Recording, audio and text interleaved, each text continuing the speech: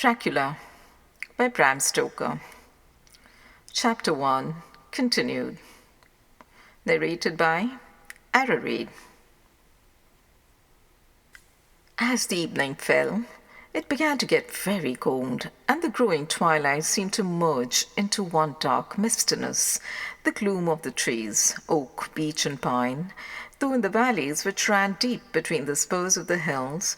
As we ascended through the pass, the dark firs stood out here and there against a background of late-lying snow.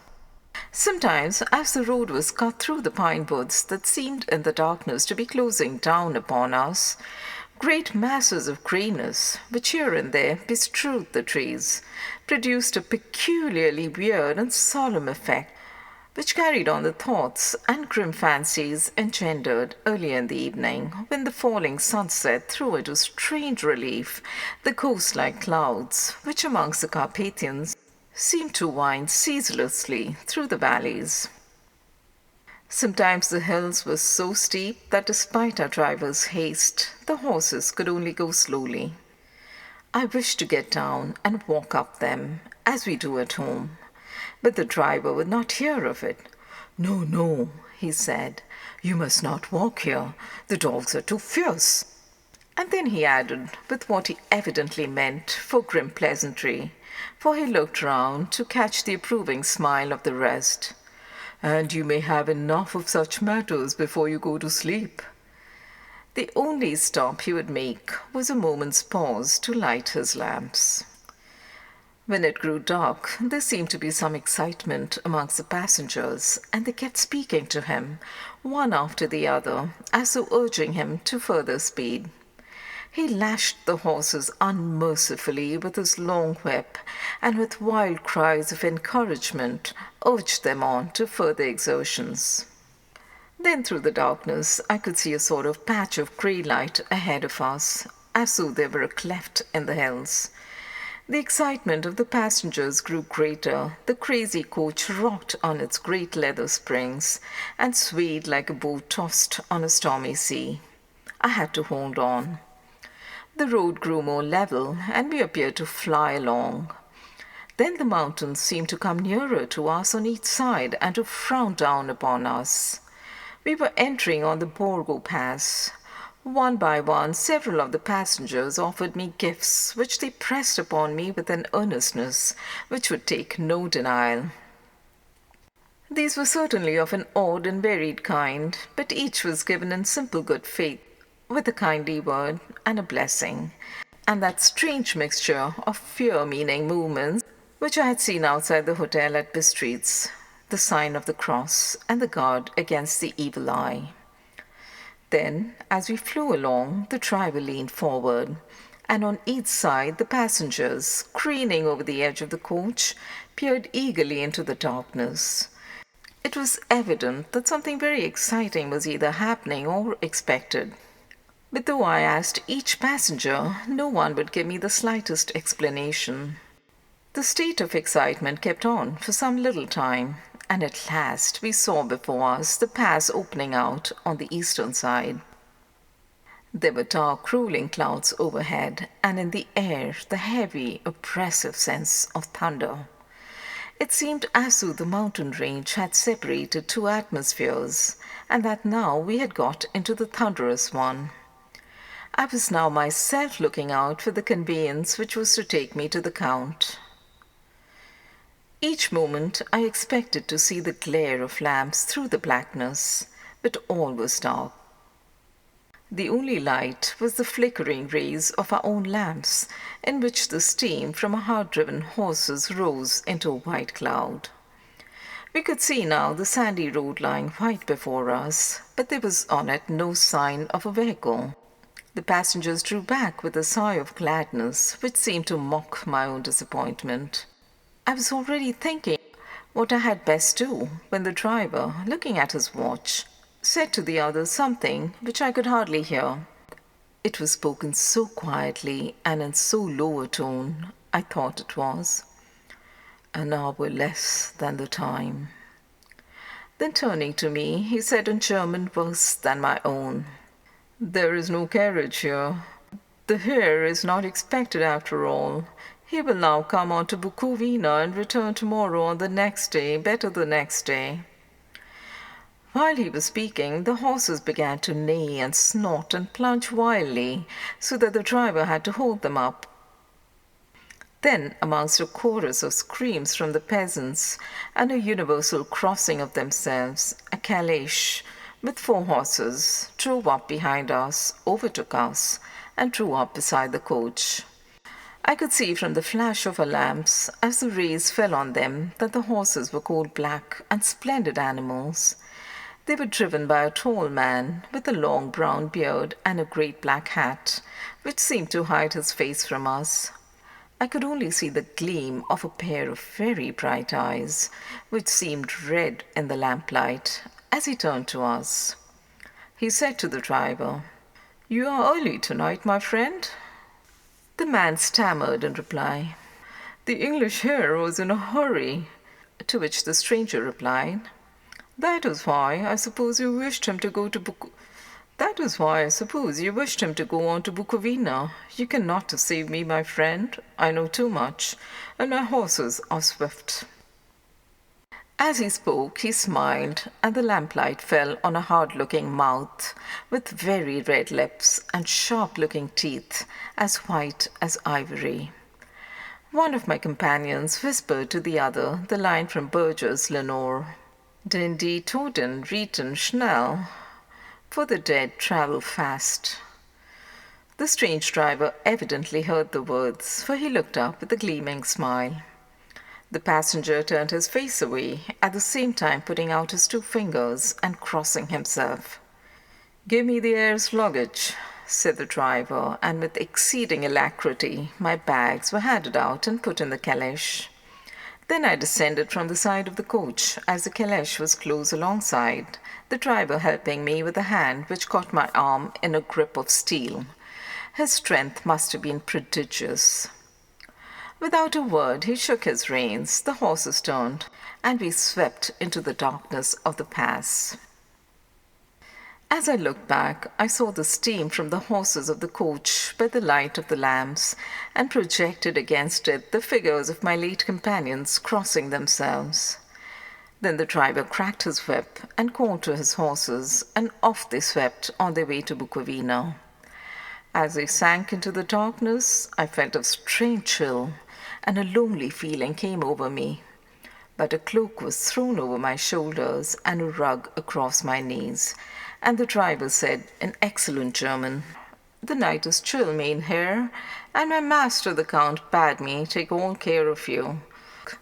There is a flask of Slivovitz, the plum brandy of the country, underneath the seat, if you should require it."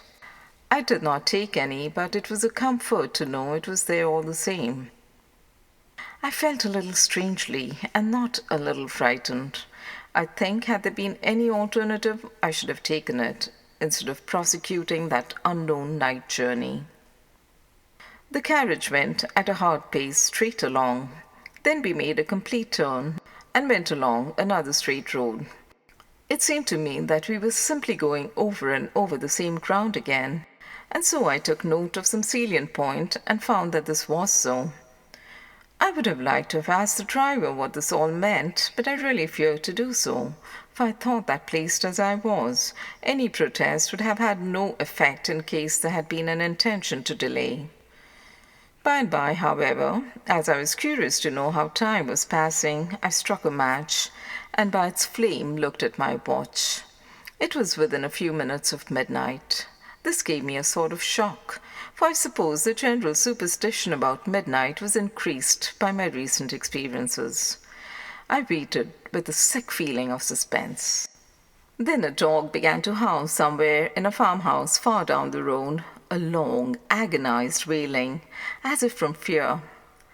The sound was taken up by another dog, and then another, and another, till borne on the wind which now sighed softly through the pass, a wild howling began which seemed to come from all over the country, as far as imagination could grasp it through the gloom of the night.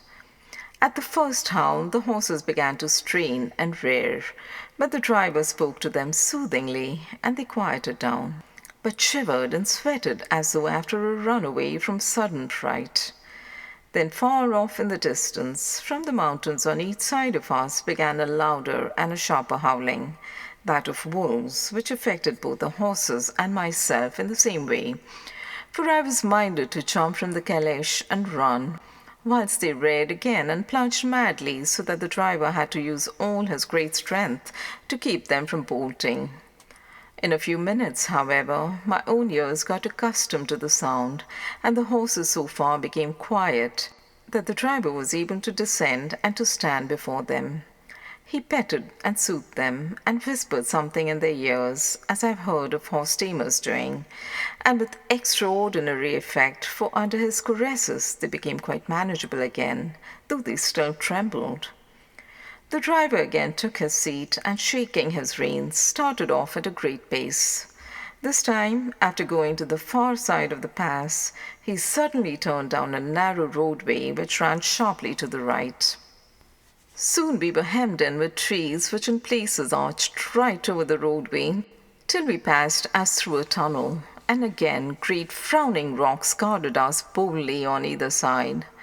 Though we were in shelter, we could hear the rising wind, for it moaned and whistled through the rocks, and the branches of the trees crashed together as we swept along. It grew colder and colder still, and fine, powdery snow began to fall, so that soon we and all around us were covered with a white blanket. The keen wind still carried the howling of the dogs, though this grew fainter as we went on our way. The baying of the wolves sounded nearer and nearer, as though they were closing round on us from every side. I grew dreadfully afraid, and the horses shared my fear. The driver, however, was not in the least disturbed. He kept turning his head to left and right, but I could not see anything through the darkness. Suddenly, away on our left, I saw a faint flickering blue flame. The driver saw it at the same moment. He at once checked the horses and, jumping to the ground, disappeared into the darkness. I did not know what to do, the less as the howling of the wolves grew closer. But while I wondered, the driver suddenly appeared again and without a word took his seat, and we resumed our journey.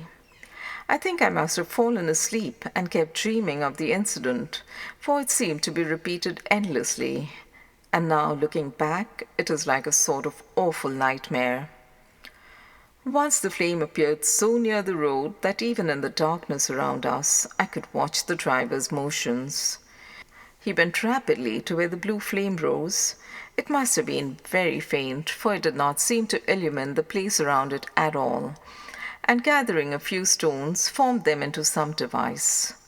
Once there appeared a strange optical effect. When he stood between me and the flame, he did not obstruct it, for I could see its ghostly flicker all the same. This startled me, but as the effect was only momentary, I took it that my eyes deceived me straining through the darkness. Then for a time there were no blue flames, and we sped onwards through the gloom, with the howling of the wolves around us, as though they were following in a moving circle. At last there came a time when the driver went further afield than he had yet gone, and during his absence the horses began to tremble worse than ever, and to snort and scream with fright. I could not see any cause for it, for the howling of the wolves had ceased altogether. But just then the moon, sailing through the black clouds, appeared behind the jagged crest of a beetling pine-clad rock, and by its light I saw around us a ring of wolves with white teeth and lolling red tongues, with long, sinewy limbs and shaggy hair. They were 100 times more terrible in the grim silence which held them than even when they howled. For myself, I felt a sort of paralysis of fear. It is only when a man feels himself face to face with such horrors that he can understand their true import. All at once the wolves began to howl, as though the moonlight had had some peculiar effect on them. The horses jumped about and reared, and looked helplessly round with eyes that rolled in a way painful to see. But the living ring of terror encompassed them on every side, and they had perforce to remain within it. I called to the coachman to come, for it seemed to me that our only chance was to try and break out through the ring and to aid his approach. I shouted and beat the side of the caleche, hoping by the noise to scare the wolves from that side, so as to give him a chance of reaching the trap. How he came there, I know not, but I heard his voice raised in a tone of imperious command, and looking towards the sound, saw him stand in the roadway. As he swept his long arms, as though brushing aside some impalpable obstacle, the wolves fell back and back further still. Just then, a heavy cloud passed across the face of the moon, so that we were again in darkness. When I could see again, the driver was climbing into the caleche and the wolves had disappeared. This was all so strange and uncanny that a dreadful fear came upon me and I was afraid to speak or move. The time seemed interminable as we swept on our way, now in almost complete darkness, for the rolling clouds obscured the moon. We kept on ascending, with occasional periods of quick descent, but in the main always ascending. Suddenly, I became conscious of the fact that the driver was in the act of pulling up the horses in the courtyard of a vast ruined castle from whose tall black windows came no ray of light and whose broken battlements showed a jagged line against the moonlit sky.